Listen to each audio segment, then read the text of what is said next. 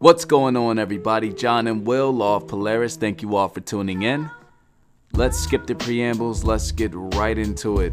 So look, this video is kind of impromptu. I had the whole who's the best free agent running back scenario video topic marqueed, only to find out that the Browns went ahead and jumped the gun and signed Kareem Hunt to a one-year deal, kind of ruining my entire premise that I had scheduled to drop this Thursday. But then I thought to myself, hey man, a team who's a half a game away from making the playoffs, this was a major pickup, and I don't know about you, but it seems like the Browns just keep hitting home run after home run after home run. I mean, let's talk about it. Now, usually when you talk about a 23-year-old running back who is not even approaching his prime, happens to be a free agent, drafted by the Chiefs in the 3rd round, 1,327 rushing yards in his rookie season, 4.9 yards per carry, 1,700 yards from scrimmage in his rookie season, making a Pro Bowl, 1,200 yards from scrimmage last year, and he didn't even play a whole season? I mean, this is an all-star talent. The only thing that makes this signing even questionable is the off-the-field incident, the elephant in the room that everybody wants to talk about, which I'm gonna go ahead and say it's not really a big deal. What I'm talking about is the hotel incident between Kareem Hunt and a young female who got a nice little kick to the buttocks after a drunken whatever debate. And I just want to stop here and say, look, let's cut it out with all the domestic violence talk, okay? Ray Rice clocking his girlfriend in the face and knocking her out, that's domestic violence. Jameis Winston, if the allegations are true, sexually assaulting an Uber driver, or the girl that accused him of rape, if any of that's true, that's domestic violence. What you saw in that video, link in the description if you didn't see it, you saw two drunk people having an argument. Apparently the girl started it. She called him racial slurs. She threw a chair at him. There was a shoving match. If you really watch the video, you see him shoving a guy off, somebody in his entourage. He kind of shoves him off. The guy loses his footing, falls on a girl.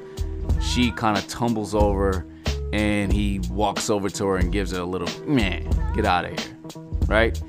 If he really wanted to cause some damage while she was on the ground, if he really wanted to kick her, he had an open shot to cause some serious damage. It was a little, now get out of here. Should he have done that?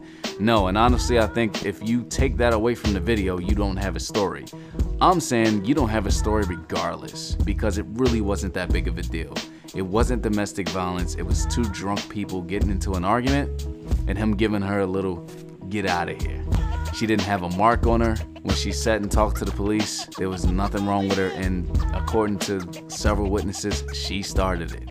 And I'm really sick of the phony sentiment around this.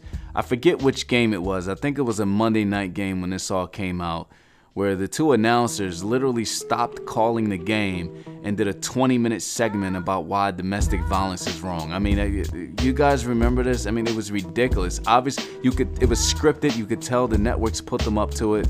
It was just a mess. The NFL's trying to save face. They're making this thing a big deal. The only problem that you have here is that Kareem Hunt is still on the commissioner's exempt list, and we don't know how long he's going to be out of football. So if I'm a team who's in dire need of a running back, of a power running back week 1, I don't really know if I want to take the risk of signing Kareem Hunt before I know how many games he's suspended. But there were a couple of teams when it comes to who could possibly sign Kareem Hunt that came up on the radar. And these 3 teams are teams who have somewhat of a solid run game, but could use a player like his caliber at any time, be it mid-season, be it game 1, be it at the end of the season. And the Browns never came up on the radar, and this is why this was such a knockout home run for the Browns, and this is absolutely going to pay off. So the first team that came up was the Bears. Matt Nagy coached Kareem Hunt in Kansas City. He received some backlash when he initially said that he was looking at Kareem Hunt, and Allen Robinson, I think, came out about it. But, you know, here's a team with an established run game. They have Jordan Howard. They have Tariq Cohen. And if you got a guy like Kareem Hunt who might not be playing until week 6 or week 8, you'll survive. You'll figure out a way to put him in there. Eventually, you'll have to get rid of a Jordan Howard or Tariq Cohen, but with Kareem Hunt in the mix, you know, you don't lose too bad if you gotta get rid of one of those guys. Another team that came up was the Dolphins. The Dolphins look good with Kenyon Drake. You can't go wrong with a Kenyon Drake, Kareem Hunt backfield. And the other team that came up, which I'm kind of salty about, if you haven't figured it out already, were the Eagles. I mean, the Eagles are a team who are actually in dire need of a running back. I don't think they bring back Jay Ajayi. I wouldn't want them to bring back Jay Ajayi. He's injury prone. He's proven to be injury prone. We've been able to survive and actually win a Super Bowl without an actual starting power running back. Yes, LeGarrette Blount, you can kind of put him in that conversation. That Jay Ajayi looked really good in 2017. Kind of, sort of. They got the job done.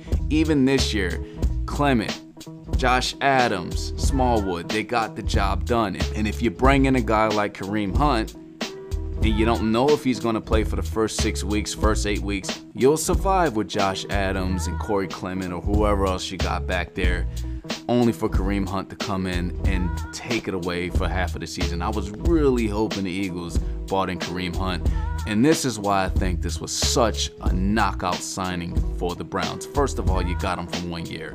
You didn't commit to a long-term deal.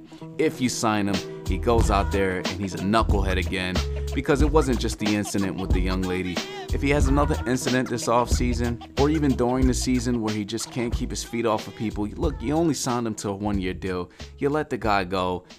3 strikes, you're out. But it's also worth taking the risk, because what if Goodell is petty and gives him a long-term suspension?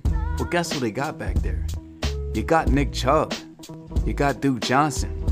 And here it is, the Cleveland Browns killing it yet again. They killed it last year in the draft. Baker Mayfield, home run. Denzel Ward, home run. Nick Chubb, who I think outside of Saquon Barkley and maybe Sony Michel, but only because he's with the Patriots and they're just so goddamn good at putting people back there at running back. Nick Chubb was the best running back drafted outside of the 2 people I just mentioned. I'm telling you, home run. Getting rid of Hugh Jackson in the middle of the season instead of letting him finish the season off. Home run. Not only getting rid of Hugh Jackson, but getting rid of Todd Haley and giving Freddie Kitchens a shot.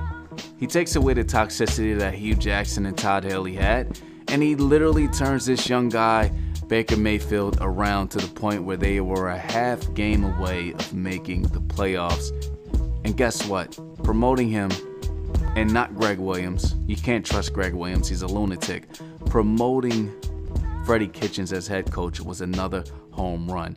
Cleveland, of all the years you suffered, the agony, the pain, the torture, the horror of being a Cleveland Browns fan, now is the time to rejoice. You guys are winning. The Browns stepped in front of everybody and said, listen, you guys can play politics. You guys can be wishy-washy. You can wait and see what Goodell's gonna say. You could be concerned about the perception from the fans. We're gonna sign him today. Knockout for the Cleveland Browns. Another home run. Anyway, let me know what you think. Like, comment, subscribe. See you on the other side.